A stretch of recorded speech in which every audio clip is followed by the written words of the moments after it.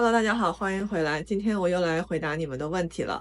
这个粉丝问到，我在加州有一个房子，以上的5年中，我有2年是自住，3年是出租。那这种情况下，如果我现在要卖这个房子，我是不是需要付资本利得税，就是 capital gain tax？对于这个问题，我的回答是很有可能需要付，但是 hear me out，这里面是有技巧的。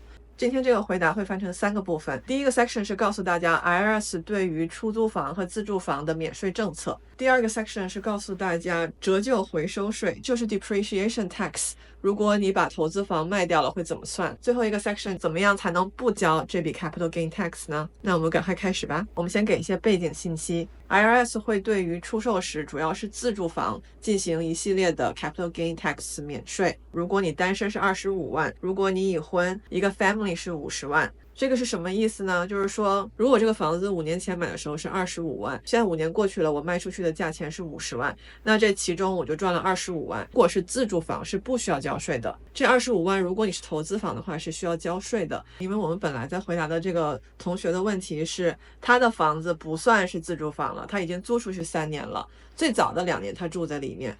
那这样子的话，因为这个房子它出租的时间比它自住的时间要长，所以 IRS 可能会按比例计算你的免税额度。符合免税的时间是你居住的2年，不符合免税的时间是你出租的3年。IRS 规定，非合格使用 non-qualified use 期间的增值部分不能享受免税，不过你仍然可以获得部分免税，具体免税多少要根据具体时间来算。这里面还有一个细节，就是你在出租的那3年是每年你都报了一定的 depreciation。如果你在出租的期间申报了折旧抵扣， IRS 会要求你在出售时按50%的利率补交这部分的税款。那怎么样才能够完全不交这个 capital gain tax 呢？有2个办法，一个是1031交换，就是你再去找另外一个你想买的投资房，根据1031的条款时间内把你现在的房子卖掉，把新的房子买进去，等于你换了一个投资房，这样子可以 delay 延迟你交这个资本利得税。第二个办法不是特别 prefer 的，